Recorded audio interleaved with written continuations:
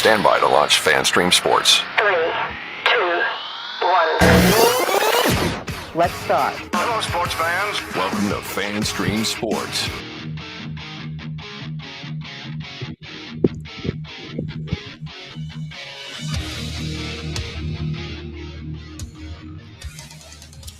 Hello, everybody. Welcome into another edition of America's favorite golf podcast.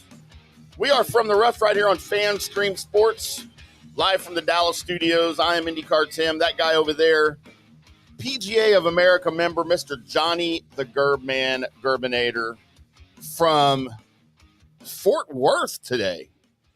Making the tour again? Coming at us from Fort Worth. What is happening, Johnny? I know. I am here, buddy. I am here in Texas. It's good to be back in Texas. And this show might be one of those shows we might not get through because my service, when I go to these hotels, and they're not, I don't go and stay at the Ritz-Carlton. I stay, I'm not trying to spend the company's money like that, but we're having some bad service. So Yeah, your hopefully Wi-Fi is not great. Yeah, hopefully we can get through this show. My apologies. Our apologies to everyone that's tuning in. But we'll get as much as you can out of this. And as Tim did last time when I had some technical difficulties, Tim kind of took over. And what happened last time when you took over? We actually had a great week in betting, so we might have a little karma when it comes to that. Yeah, we might be screwed too. We, of course, are here to preview the 124th U.S. Open.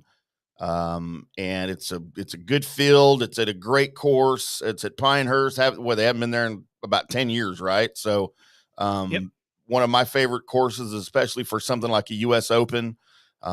It's you've got the reunited field here back together. You've got some of the live guys, of course, your normal, what do we call them? The three-headed monster now, I guess, on the PGA Tour with Scotty Scheffler, Xander Schauffele, and Rory McIlroy. By the way, those guys, all three of them paired together tomorrow for their first round, which will be fun to watch on the ESPN Plus. They'll be on one of the featured groupings, Who do you think's the longest and the shortest of those groups? You'll be surprised. You'll be surprised who hits it the furthest out of that. Who do you think will? Oh, I think it's Rory. I'm telling you, Xander's going to hit it farther, and here's why I tell you why. He's second anyways. He's Rory on a typical day, but Xander's going to hit that little chaser, and he kind of scoots it out there a little bit. So that ball is going to be running. Rory likes to fly it a little bit higher. So don't be surprised when you see Xander outdrive those guys by a good bit. Well, it'll be fun to watch, especially at a course like Pinehurst, and we're going to get into the preview, the odds, and of course, coming up towards the end of the show, my dartboard picks and Johnny's winning picks. And last time around, we had some crossover, and we normally don't do too well when we have crossovers, but we didn't do too bad last time with some top 10s, some top 20s. But I think some of the picks, and I know I sent them to you right after you sent me yours. I bet you were a little surprised at some of the picks I threw out there, especially my winner. This week? Yeah. Have you looked? You pick, I tried not to, but I knew we were in trouble. I mean, I gazed it when I was driving, but we're in trouble this week. Yeah, we're in trouble. I think we got too many crossovers. I was surprised you didn't pick guy I picked to win it, but you picked him to finish in the top 10. So we're kind of in bad shape both ways. We are, but we'll get into all of that. As the U.S. Open, the 124th U.S. Open is right upon us. As I mentioned, you've got the reunified field, as you do here for these majors. Some of the guys from the Live Tour over here, and all eyes will be on, of course, Scotty Scheffler. As he goes for win 6 in the last 9 weeks, because he has won 5 times in the last 8 weeks, the last 2 months, or the last, I don't know, is it 2 months or is it 8 tries? I think he had some time off there in between, but I mean, what can you say about freaking Scotty Scheffler? He wins with the beard. He wins without the beard. It's kind of making me sick. I'm going to be quite honest with you. Yeah, I'm kind of, if he wasn't such a nice guy, I'm kind of over it, right? I mean, but, it's hard to, I mean, I know you don't you like him, but you don't like him. He kind of jest, but what's not to like, right? I mean, if the guy can go to jail and then come back and win a golf tournament or come close to winning a golf tournament, he's all right in my book. You know how that feeling is, right? You know how to go into jail and then kind of perform the next day. You know how that works. I don't know. I know how it how works. that. You do. I know how that is. Yeah, I mean, I've been there. I've been there. Yeah. But It takes a special man to be able to do that. It certainly does. And special, not definitively meaning good, just special. But I think we had some bigger news than the U.S. Open this week, and I'm pretty sure I sent this to you during the week when I found this. As Rory McIlroy and his wife have canceled their divorce, and this is big news, and you know why for me, because I went off on Rory McIlroy for being out and seen with my girl, Amanda Balonius-Hamm, as she will soon be. I was all over him for this. Like, what is he doing? Get off my girl. Leave her alone. You've got one. And you know what? I guess the message worked because he tucked his tail between his legs and went running back to his wife. So here we are. Amanda, I'm coming for you. Just be ready. Be ready for me. I'm sure Rory warned you about me, rightfully so. And we're going to have a good time. I think Amanda and I are going to do just fine.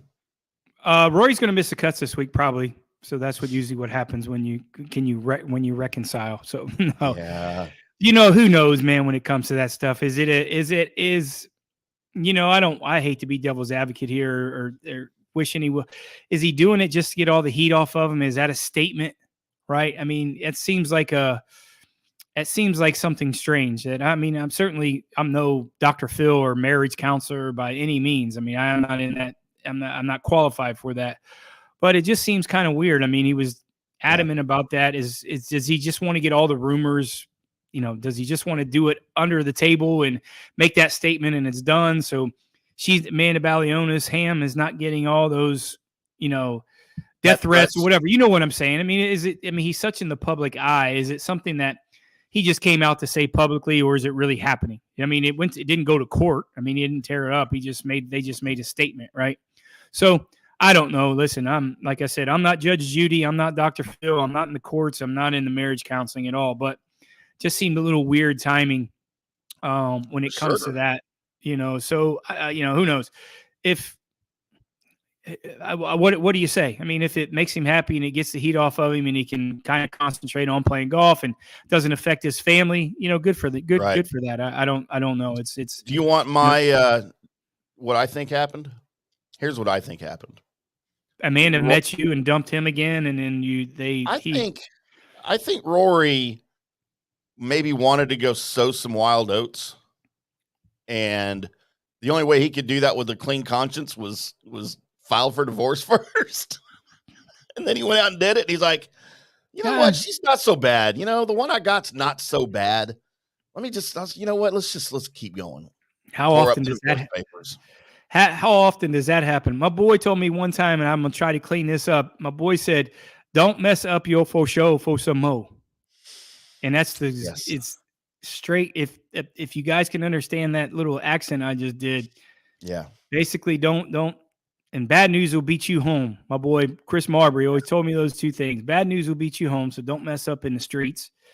And Don't mess up what you got at home. I mean, because it ain't really that much better out there, right? So no, there's really not.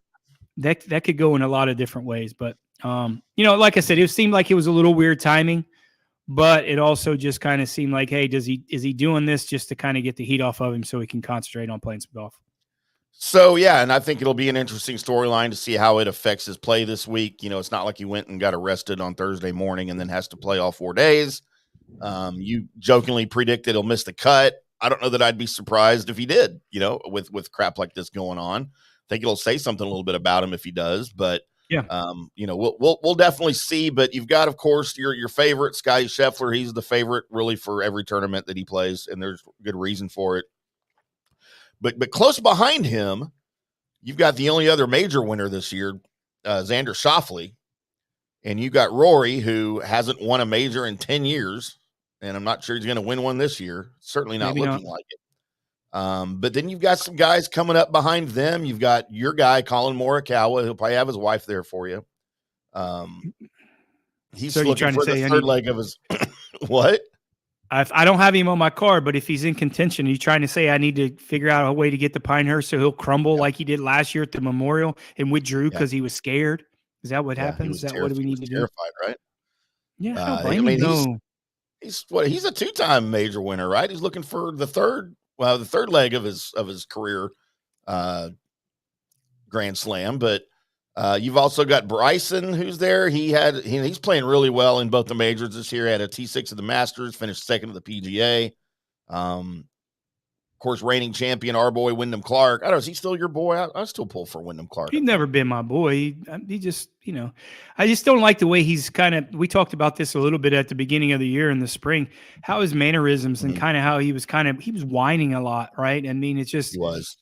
I just don't like that. He's just not in a good place. And maybe his expectations, well, I mean, his expectations should be high. All these guys' expectations are high. But, is he just putting too much pressure on himself? Maybe that's what can happen a lot with these guys that, when you start to have some negative, every lie is a bad lie, right? Or you got a bad bounce or something like that. That just kind of gets in your head. And I think Wyndham's kind of in that place right now. And certainly that's a worse place to be than hitting it bad or playing bad. Because if you're positive and you're playing and hitting it bad, you can kind of work your way out of that. But when you're playing really well and you talk that way, you're not going to win every week, dude. You're going to get bad breaks. And, I just don't like the way he's kind of talking to himself. He's got a little bit of Jordan Spieth-itis going on right now where he's just talking too much. I think he's overthinking things. His play has been up and down. It's been real erratic this year. He's played really well at times, but he's played really poorly at times. And that just drives me crazy when you've got a guy that I like, playing like that during the season. It's just not a good look. And it's crazy. I'm curious. This, as much we don't have him in our card, but I'm curious to see. And you mentioned Jordan Spieth. I'm curious to see how he plays. Here's why I say that. It's a little bit wider of a golf course for a typical U.S. Open off the tee.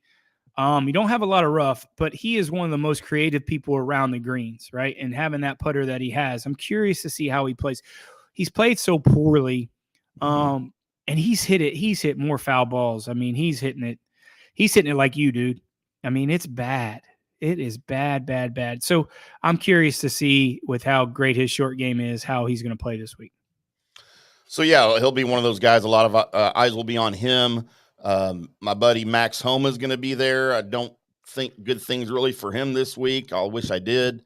I didn't put him on my card, obviously. Sahith Theegala, Victor Hovland, all guys that you think will do well. Of course, Tiger Woods and Phil Mickelson back together again. I don't know why that's such riveting golf for people when Phil comes to play, but it is apparently. Apparently that's a thing. And Tiger Woods now hadn't played on the weekend in a U.S. Open since 2019. And he's only made one cut since 2013.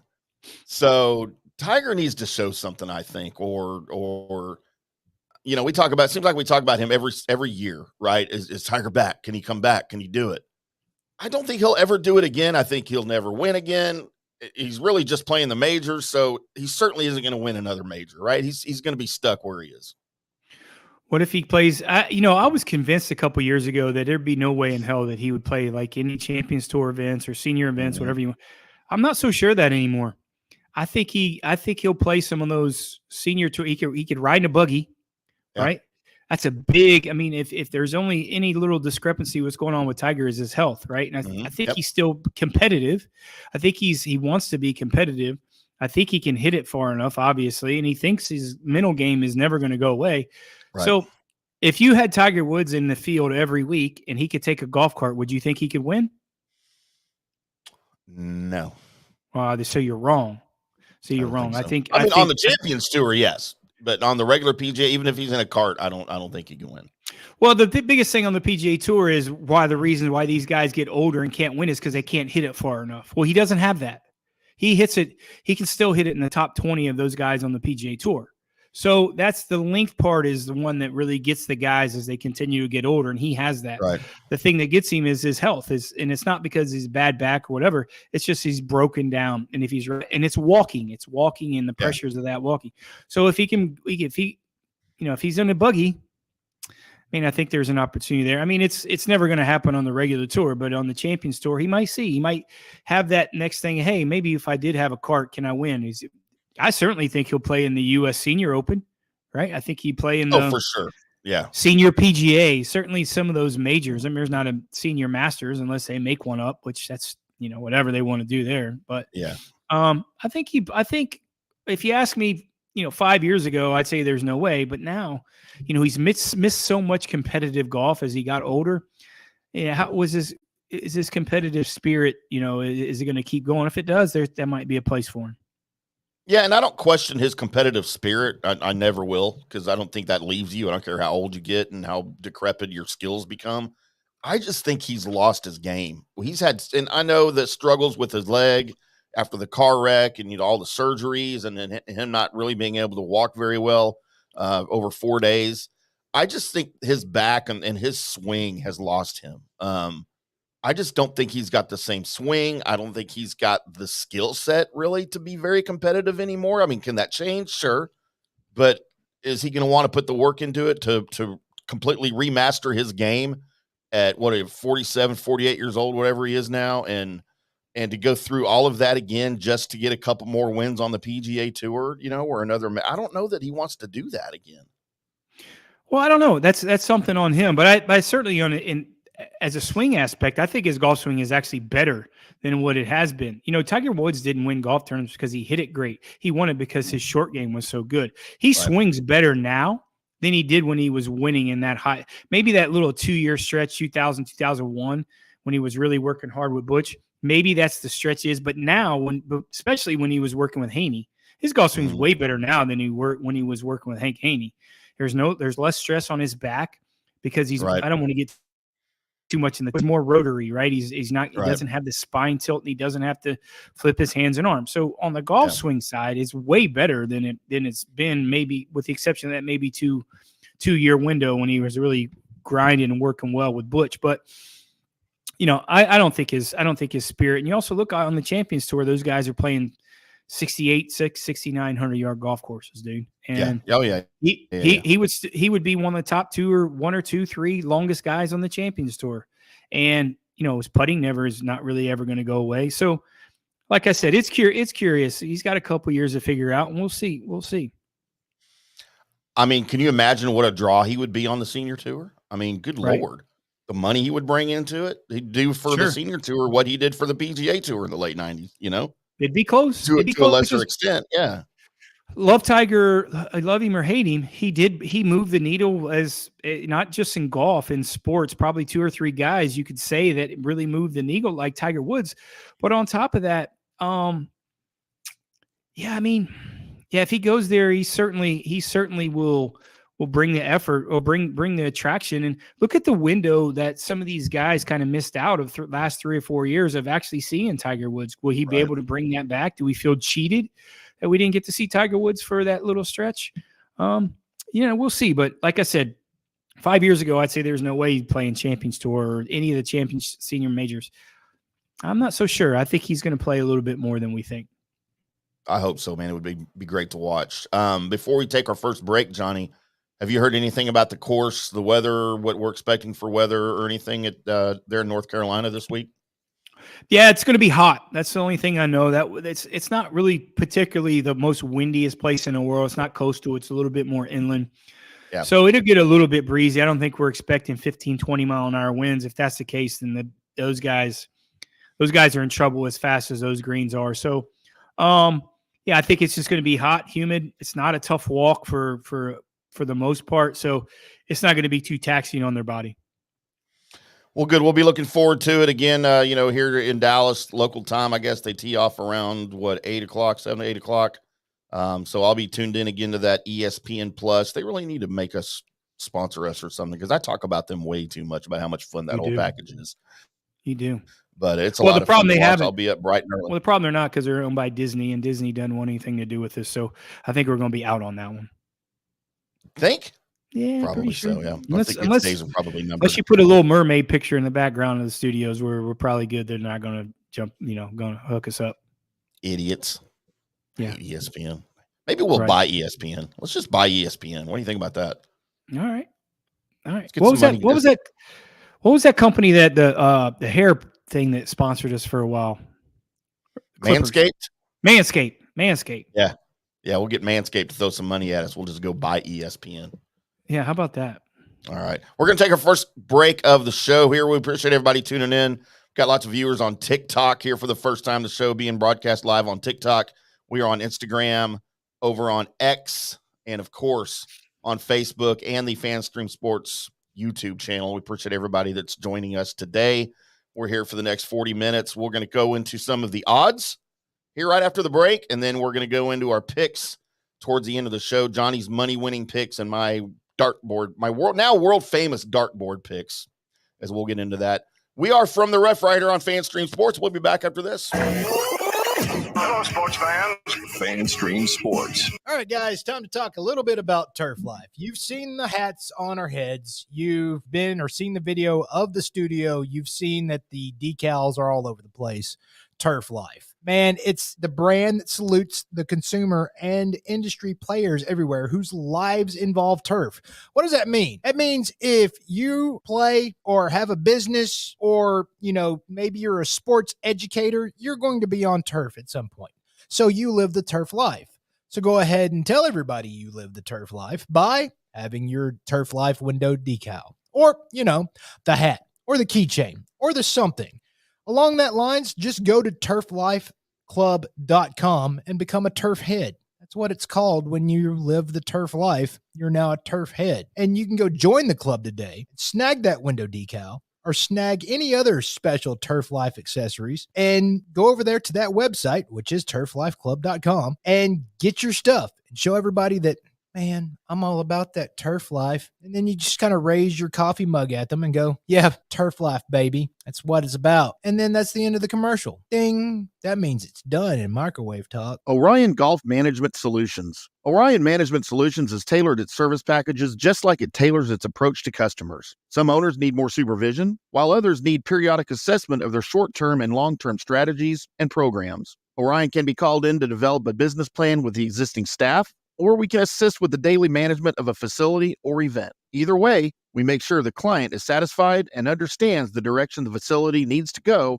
in order to achieve the owner's goals. Orion Management Solutions can help with owner assistance service solutions, daily course management, business plan development, monthly operations, or as-needed consulting services. Whatever your need, Orion Golf Management Solutions can help. Check out OrionGolf.com.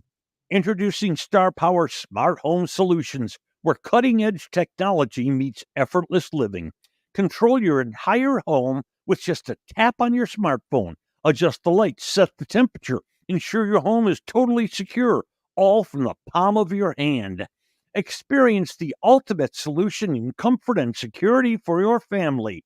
Start by going to the website, GetStarPower.com.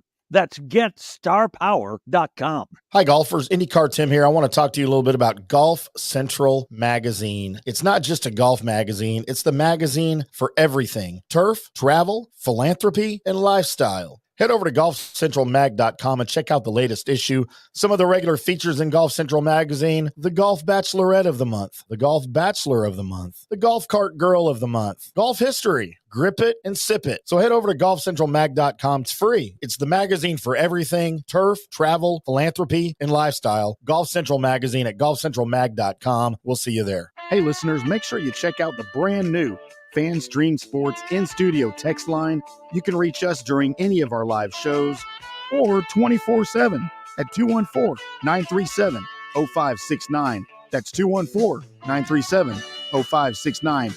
Text us 24/7 day or night, and we'll reply to you and make you part of the show. Coming back at you. Now, more FanStream Sports. Welcome back to From the Rough right here on FanStream Sports. Make sure you check out FanStreamSports.com on a regular basis, especially during our shows. You can hear our live shows at FanStreamSports.com, and you can watch our live show as we've got it embedded there on the homepage. All of our live shows, From the Rough, the Colby Sapp and IndyCarTim Show, the J.P. Peterson Show, Mike Fisher, Norm Hitzkus, all of that great stuff over there at FanStreamSports.com. You guys make sure you check it out. We appreciate you very, very much. Johnny, let's get into a little bit of the odds here. And again, no surprises, right? It's almost, I feel like a broken record sometimes. Just Scotty Scheffler, the overwhelming favorite to win at plus 290. Couldn't even put a freaking dash in it. They just had to go plus.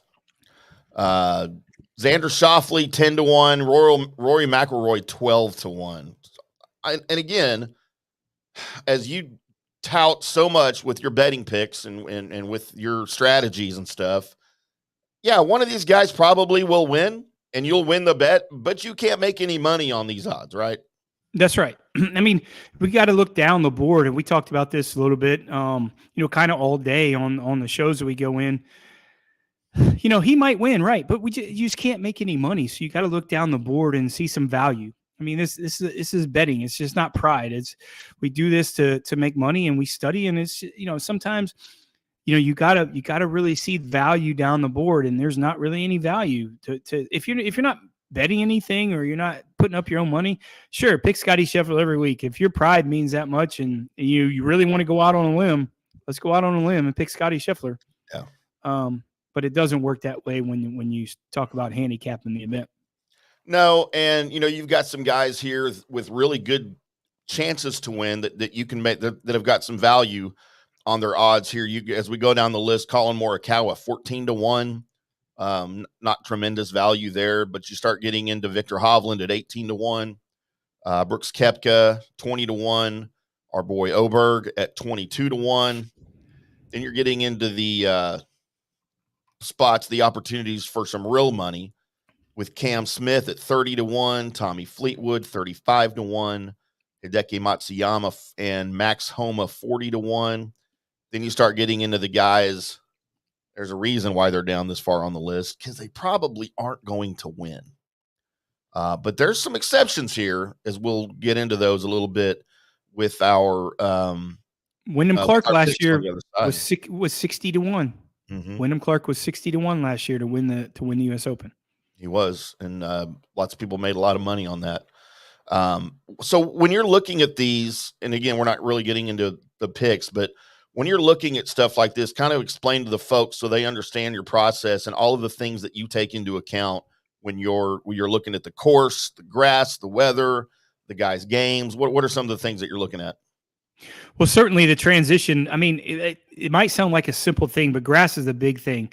And it's especially going into a tournament, you can't really say horses for courses. It's because these guys have really played this a lot. 2014 was the last time they had the U.S. Open. The grass was actually different. Martin Keimer shot 9 under. The next best score was 1 or 2 under par. So it's very difficult. The golf course has changed tremendously. So there's not really a lot of home course knowledge, but you have to go kind of look back a little bit on how these guys perform in this type of conditions, this type of grass, who can hold the pressure. And you really look in the U.S. Open, you look at ball striking, who's some of the best ball strikers. So this week to handicap is not like a normal week, just because that, there's not a lot of familiarity with the golf course. So you kind of look at, who's used to these conditions, who's played well in U.S. Opens, you don't have to make a lot of birdies to win a U.S. Open, especially at this place. You just can't make mistakes. You can't make a lot of mistakes. So, when you take all those things into consideration, especially this week, I kind of catered and tailored to some of the guys are some of the best ball strikers on tour and like this type of grass and these type of conditions.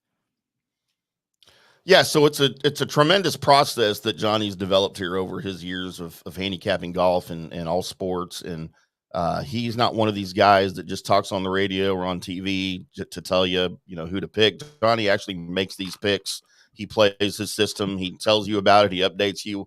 Yeah, there were bad weeks, and he'll tell you why it ended up being a bad week. But there's also good weeks. And part of the value with Johnny's picks are his matchups on the weekend. He doesn't do matchups for the first round or the second round. He waits until the weekend when he has a feel for how the guys are playing, how the course is playing, how the weather is. And then on Saturday and Sunday mornings, we'll come at you on social media with his matchups. They're all free. We do all this for you for free for now. Don't get used to it. We're doing it free for now. And we'll shoot those out there, usually 2 or 3 matchups, who to take over who. And he's had great success with those matchups. Do you have your matchups record in front of you right now for the year? 40, 18, and 6 for the year. Only reason it's not higher is just because we didn't have the match play this year. Usually we'll really load up on the match play. We usually have 25 to 30 picks during the match play. Obviously, with the taking it out of the rotation on the PGA Tour, we didn't have that. We will have some stuff. Really excited about the President's Cup. We really like the President's Cup. Mm-hmm. So last year, I believe we were 106, 42, and like 14 on our matchup picks. So that was certainly unprecedented. But we talk about this all the time, and this is very important when you follow our picks and our system is you have to play every week. Really, you do. It's $1, if it's $5, whatever you feel comfortable playing. You have to play the system every week because there's weeks that we might not cash a ticket, but there's also weeks we get on a run. Over the past 5.5 years, we've never had a losing season. We're up over 120,000 units, whatever units. If you bet $100, whatever that is, $5 units, 120,000 units. So you have to follow the system every week. And like I said, because there's going to be weeks we're going to get on a run. And then there's weeks that we don't. And then you guys are just going to cuss me out on Twitter like you normally do. And then the next week I'll say, see, I told you. So word of advice, just follow the system, good or bad. And at the end of the year, you'll be making some money. You know, and I was thinking of this. I don't know what the exact date was of this, kind of off betting topic here for a minute. This is now the 25th anniversary of Payne Stewart's win over Phil Mickelson in 1999. Yep. So that was, God, he won. I don't know when, what dates it was held. I remember he died in October, late October, in that plane crash that just riveted the country, right? Like, I don't know where this is one of those times, for me anyway, one of those times where do you remember where you were when this was happening and why we were watching it live on TV unfold? I was in Corpus Christi, Texas. Never forget it. Gross. What were you doing there? I was at Waterbed. Oh, that's right. Yeah. You guys were tearing it all up down there, weren't you? Next show, please. Tearing up the town is what I'm saying. Y'all were out there having fun and having a good time, playing lots of golf, no doubt. But 25 years ago, I just turned 21. I think that's about right, isn't it? Or anyways, I want to say that 25 years ago, I was just being born. I don't know about you. I was 27 years old, and it was a lot of fun.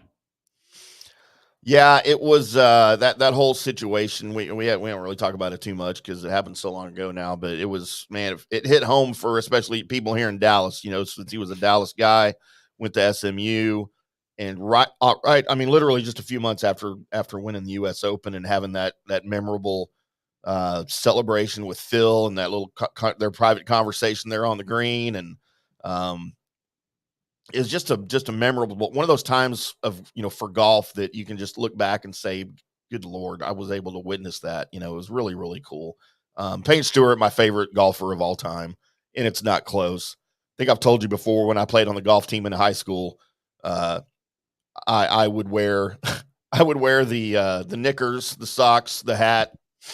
And that was before Payne. That was before Payne came along, but I was still doing that. So when he was pulling that look off on the tour, it meant a lot to me, man. I thought it was pretty cool. But yeah, I was just thinking that during the break. I was like, holy crap, we're 25 years now. And again, I don't remember the exact date that tournament was played, but as far as the year goes, it's 25 years, which is amazing to me. It doesn't seem like it's that long ago.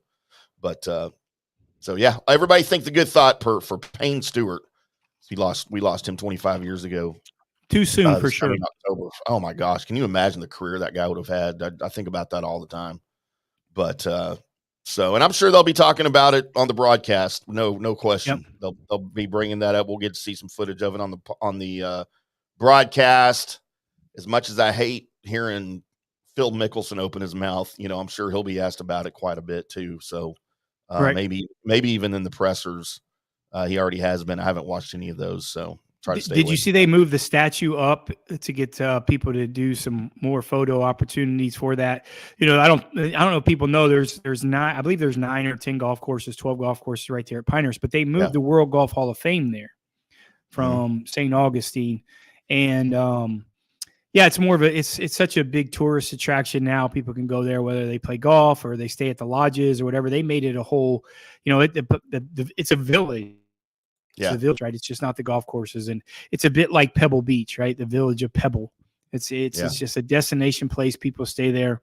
So I thought it was cool that they moved the statue up a little bit to have some more opportunities. But Yeah, that was tough. I had some interaction going to college in Orlando. I had some interaction with him, obviously living there at Bay Hill and have an opportunity to practice there. So, yeah, I was so young when he was kind of playing there at Bay Hill in school. So, people didn't realize when he only wore his knickers and his +4s, or wherever you want to call them, when he was in the tournament. So in the practice rounds, he never wore them. So a lot of times people didn't recognize who he was when he was playing practice rounds and stuff like that. But certainly a character. And just spend some time in Kansas City. I didn't really realize he was from Springfield, which is really close to Kansas City. So there's a lot of kind of pain talk that goes around, especially right now in the Kansas City area. So really, certainly a cool character, and certainly, as we said earlier, gone a little bit too soon. Let me throw some names at you here, Johnny, that appear way, way, way down on the odds list, because I like to sometimes talk about these guys. And there is a list of guys here, a litany of guys, if you will, with 2,500 to 1 odds to win the U.S. Open. If I was playing in the U.S. Open this year, Johnny, would I be a 2,500 to 1 guy, you think? No, they take you off the board. You mean 250 to 1, not 2,500?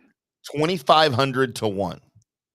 2,500 to 1 would make you $250,000 if on a $100 bet. Yep. Yeah. Well, first off, they take you off the board because there's no reason you'd be off the board. There's not even a reason to put you on the board. Oh, you'd bet on me. I'd be on your card. I bet. You'd be on my card, all right, just not that card. Not that card. Yeah. Let me throw some names at you. Tell me if you've ever heard of any of these guys or what your familiarity is with these guys. Jim Herman. Yeah, I know Jim. Jim's an Ohio guy. Played golf at Cincinnati. He's won 3 times on the PGA Tour. He is a 2,500 to 1 guy to win the U.S. Open. How about Andrew Svoboda? Andrew Svoboda played the tour 8 years, probably. He's a club pro now, qualified through the club pro. Right. Yeah, good guy. I mean, nothing wrong with him, but that 2,500 to 1 probably fits him. Ricky Kawamoto. Sure. Nothing. Sure. Rick. How about Chris Nagel? Yeah, Chris Nagel. Yeah, I know Chris Nagel. Yeah. Charles Ryder. Is that Sam Ryder's brother? No, it's spelled different. This is Reiter. Sure. Sung Kang. Willie Sung Kang played. You know him? Sung Kang. Yeah, he played the tour for 7-8 years. Willie Mack III.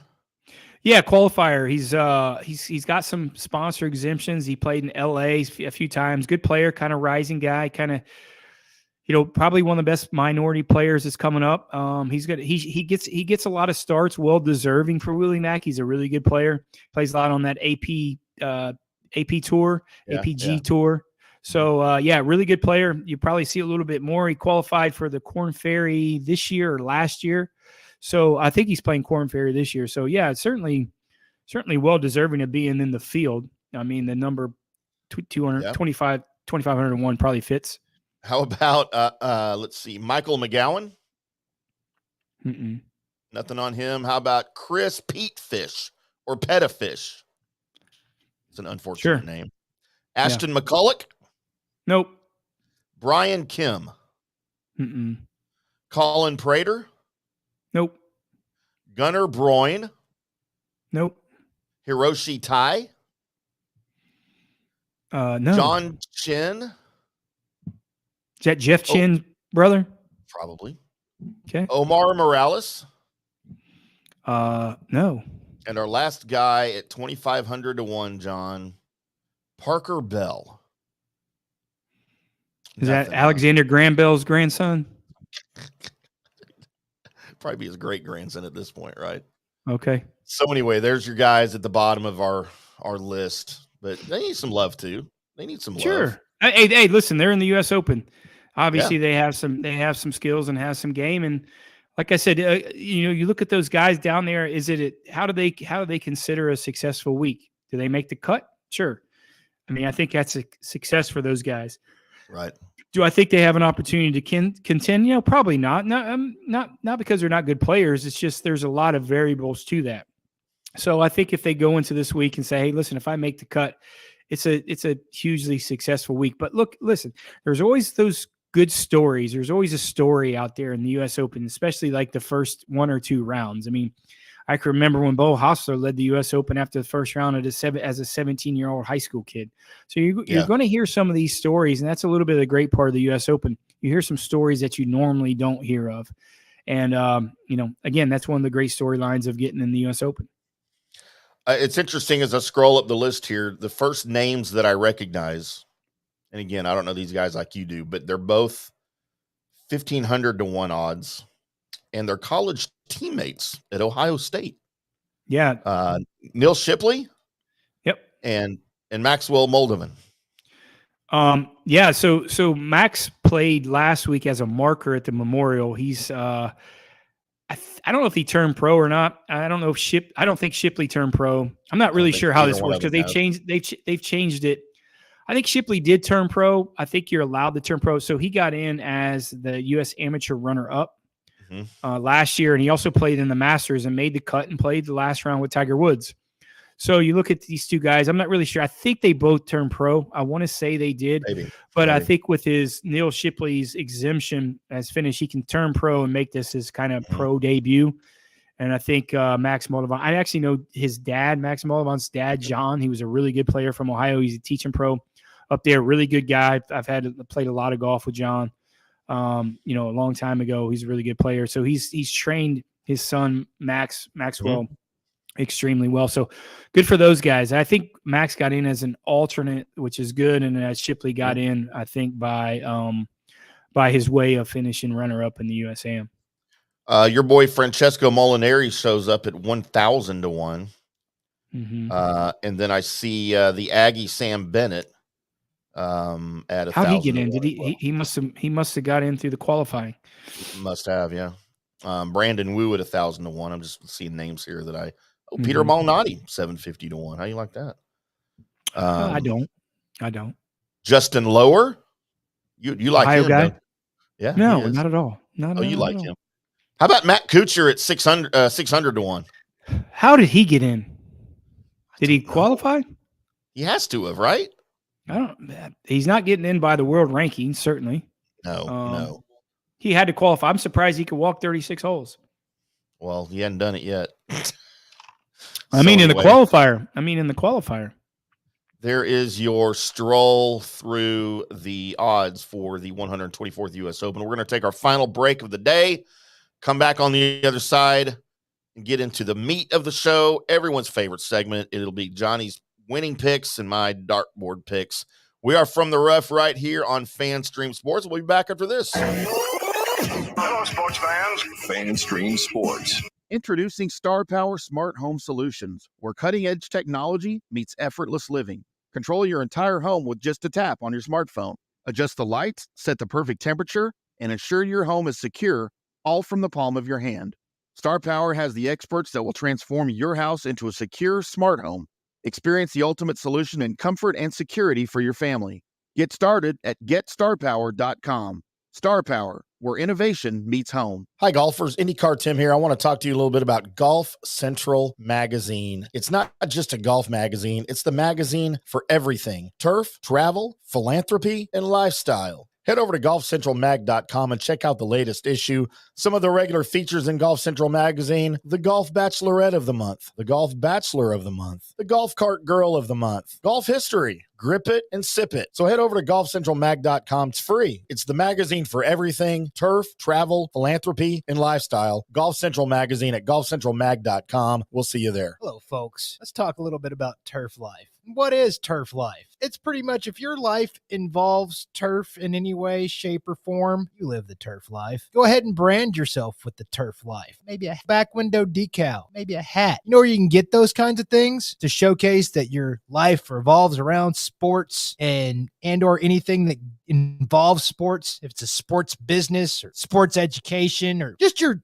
enjoyment of the outdoors, head over to TurfLife.Club.com. Become a turf head. Join the club today. You can do that by going to that said website that I just told you to go to. You can snag your window decal like I was talking about, or any of your other Turf Life accessories. Show everybody that you live the turf life, and we'll see you there over there at that TurfLife.Club.com. Orion Golf Management Solutions. Orion Management Solutions has tailored its service packages just like it tailors its approach to customers. Some owners need more supervision, while others need periodic assessment of their short-term and long-term strategies and programs. Orion can be called in to develop a business plan with the existing staff, or we can assist with the daily management of a facility or event. Either way, we make sure the client is satisfied and understands the direction the facility needs to go in order to achieve the owner's goals. Orion Management Solutions can help with owner assistance service solutions, daily course management, business plan development, monthly operations, or as-needed consulting services. Whatever your need, Orion Golf Management Solutions can help. Check out OrionGolf.com.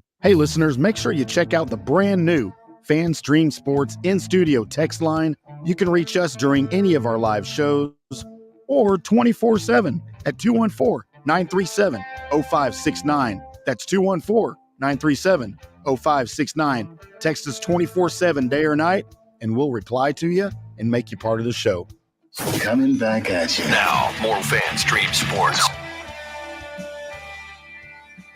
Welcome back to From the Rough right here on FanStream Sports, always live at fanstreamsports.com and on our YouTube channel. Go check that out. Make sure you subscribe. Check out all of our shows, our entire catalog of all of our shows at fanstreamsports.com.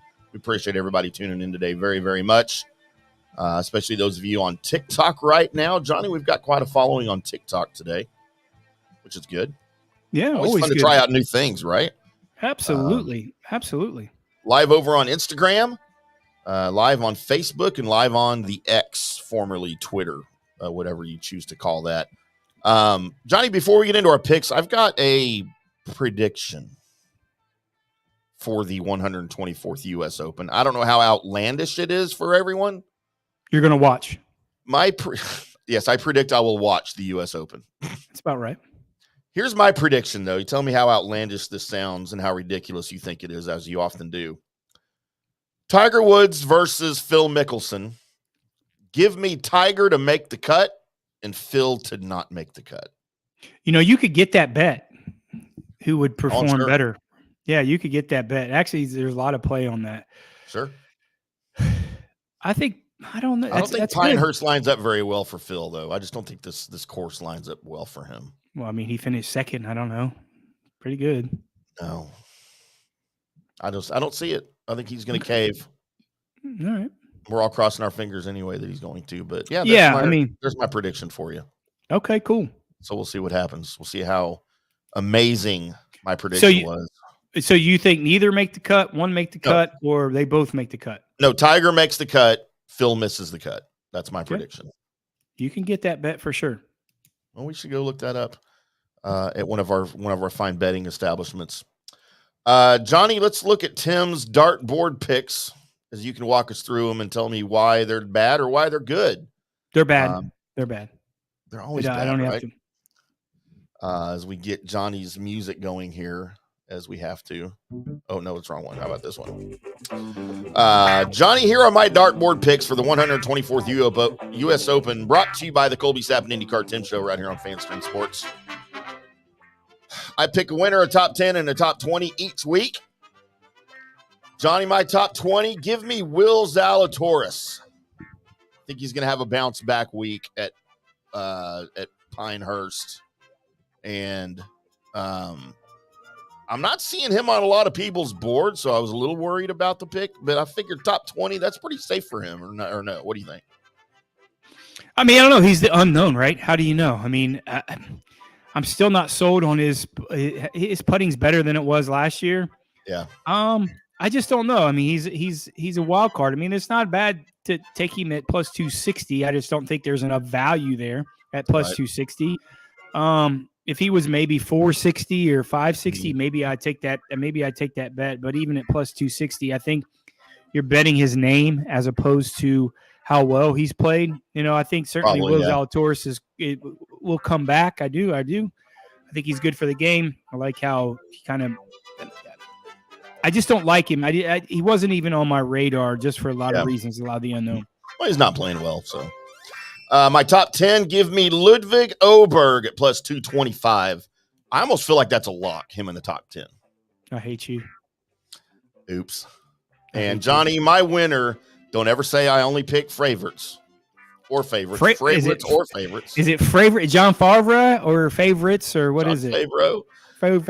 Because at 80-1, I've got Shane Lowry as my winner. I hate you. I just hate you. Shane, we are sorry. We love to pick you just because we like to say that name, but he just jinxed you. I am sorry. He jinxed me too, like he always does. I do love Shane Lowry. Well, let's get into everybody's favorite part of the show because we need to finish on time today because I've got a 6 o'clock live broadcast I've got to get set up before we make too much noise here. Let's get into Johnny's picks here for you.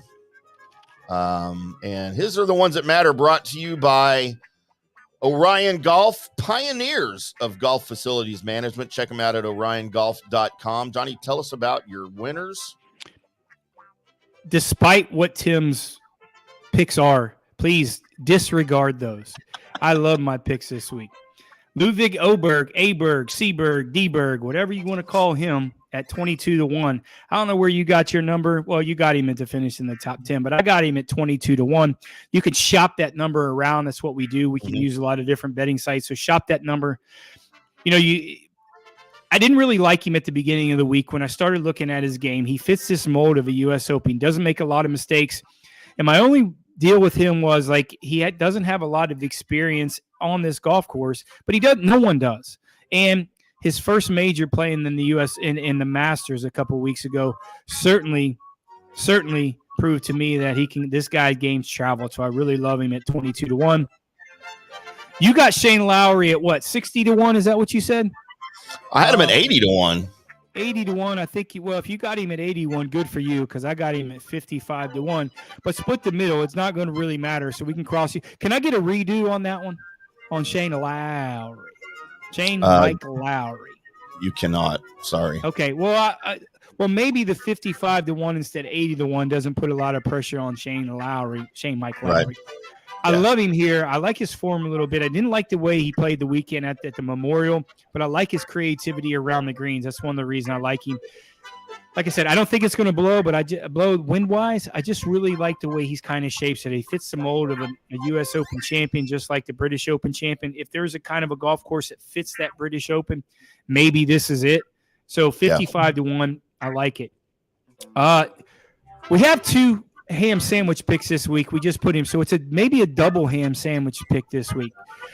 My name is Sepp Straka, 80-1. We like him on our card. We've had him on our card the last few weeks. He's cashed for us the last few weeks, especially a great performance last week to get us a really good candy last week at the Memorial to finish in that top 10. We love him at 80-1. Not sure he can win, but at that value, and we talk about value all the time, at that value, I like him at 80-1. Definitely. And Russell Henley at 80-1. Double ham sandwich pick this week. Russell Henley, if you combine the 2 stats that really matter in the U.S. Open, driving accuracy and strokes gained around the greens, he's number 1 on the PGA Tour. You can find that stat. Yeah. This is going to help him in this category. He's used to the Bermuda grass. He's from the Georgia, Carolina area. I like him here. He's solid. He hits it plenty long. Don't worry about that. But that stat accuracy combined with strokes gained around the greens, I love Russell Henley at 80-1. 2 top 10 picks this week, as always. Adam Scott at plus 650 had a great performance when it was here last time in 2014. I don't take a lot of value into that, but I like the way Adam Scott's playing well, and maybe this is his last hurrah playing in the U.S. Open. So I think he's going to take some, extra work and extra motivation to play well, and I like him here at 650. A little flyer here a little bit on the top 10. Harris English at plus 1,000 to finish in the top 10. Again, the guy doesn't make a lot of mistakes. He's from that area. He's from the Georgia, Carolina area, so he's used to the grass. He's a high ball hitter, which is going to help. He cuts the golf ball, which is going to help. He's not a high spin player, but he hits it high and cuts it. If the wind's not blowing a lot, I really like him here to sit soft on these greens. Plus 1,000. I thought that was great value. Wow, yeah. Two top 20 picks this week. Tom Yogi's Hoagies plus 460. Guy doesn't make mistakes. He's a ball striking machine. I don't know what to say. He plays very good on hard golf courses. He really does. He's a U.S. Open. I don't know if he's going to win, man. I don't know. This guy just doesn't make a lot of mistakes. I thought there was great value at plus 460. Growing up in the Dallas-Fort Worth area, he's used to the grass. And he puts the ball good enough, and his short game is good enough. But I really just don't think he's going to make enough. He doesn't make the mistakes to get him off of that leaderboard, to get him outside of that top 20. And one of my favorite guys, young and up-and-coming stars, finish in the top 20 is Davis Thompson. Played really well last week at the Memorial. He's not the next, if you look, Chris Goddard and my boy Taylor Montgomery, yes. Close. I would pick him, but he's not in the field this week, but I would have picked him. Davis Thompson kind of fits that category. Again, from that area, I've said this a lot. I'm going to say this: Russell Henley, Davis Thompson, Harris English. This is going to matter playing on this type of golf course and this type of grass. I like the value at Davis Thompson. Again, I think he's one of the up-and-coming stars on the PGA Tour. So that value plus 650 to finish in that top 20, coming off a really good, solid Memorial, was used to the speed of the greens. I really like Davis Thompson this week to finish in the top 20. So there you have it. Johnny's winning picks. Go find you a betting outlet. We don't get paid by one to publicize it. So just go find whichever one you can find your best bets at, your most value, and go put your money down. We will be back on Saturday morning with Johnny's matchups, and then Sunday as well if he has them. If he doesn't like the matchups, then he won't throw some out there. He won't just throw them out there just for the sake of doing it. But make sure you subscribe to all of us on social media. I am at IndyCarTim on X and Instagram. He is at J Gerber PGA Pro on X. John Gerber on Instagram. Find us on Facebook. And as always, find us over at fanstreamsports.com. We will be back on Monday with a recap of the 124th U.S. Open, which should be fun. And maybe some stories about us gallivanting around Fort Worth over the weekend as well, as we may have some stories to tell you. We will certainly have some stories. I'm not sure if we can tell them on there, but we'll certainly have some stories. Yeah, hit us up on social media and we'll tell you off the air because that's what we do around here. Yes, so we will be back on Monday. Until then, boys and girls, y'all keep hitting them straight.